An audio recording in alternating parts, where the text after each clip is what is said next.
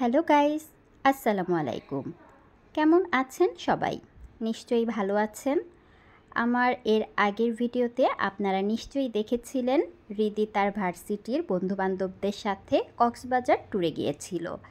তো সেখানে ও 2 দিন ছিল আর আজকেই ব্যাক করেছে। আসার সময় আমাদের সবার জন্য কিছু না কিছু গিফট নিয়ে এসেছে। এই যে রাহার জন্য এই বার্মিজ ড্রেসটা নিয়ে এসেছে।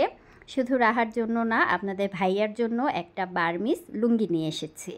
আমার জন্য নিয়ে এসেছে, আমার জন্য একটা পার্স এবং মাথার একটা হেয়ার ব্যান্ড নিয়ে এসেছে। শুধু আমার জন্য, রাহার জন্য আর আপনাদের ভাইয়ার জন্য না, রিদি তার স্টুডেন্টদের জন্যও কিছু না কিছু গিফট নিয়ে এসেছে। আর তার বেস্ট ফ্রেন্ড ঋতুরও যাওয়ার কথা ছিল, কিন্তু হঠাৎ করে ঋতু অসুস্থ হয়ে পড়ল আর ওদের সাথে যেতে পারলো না। যাই হোক, ঋতুর জন্য সে চকলেট আর আচার নিয়ে এসেছে। যাওয়ার সময় রাহা বলেছিল রাহার জন্য যেন বাদামের চকলেট নিয়ে আসে, তো বিশেষ করে রাহার জন্য বাদামের চকলেট নিয়ে আসলো।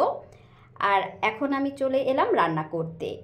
এই 2 দিন যেহেতু রিদি বাসায় ছিল না, তাই আমার মুরগির মাংসটা রান্না করা হয়নি। আর আজকে ও আসার সাথে সাথে আমি মুরগির মাংস রান্না করতে চলে এলাম।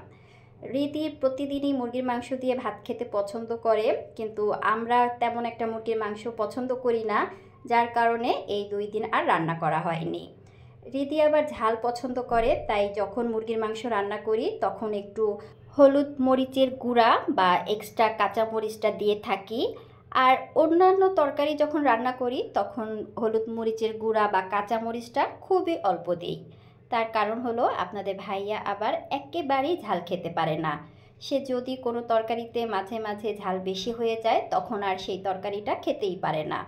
যাই হোক, রান্না শেষ করে এখন আদা রসুন প্রসেসিং করব। এই আদা রসুন প্রসেসিং করাটা আমার কাছে মনে হয় একটা যুদ্ধ করা। প্রত্যেকটা তরকারিতে আদা রসুন লাগে, আদা রসুন ছাড়া কোনো কিছুই রান্না করতে পারি না। তবে এটা প্রসেসিং করতে আমার খুবই কষ্ট লাগে।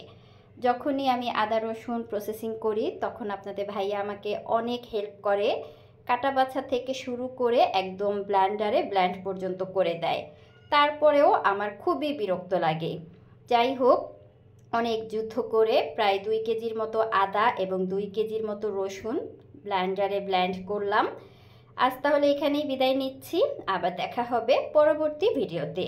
সবাই ভালো থাকবেন, সুস্থ থাকবেন, নিরাপদে থাকবেন। আল্লাহ হাফেজ।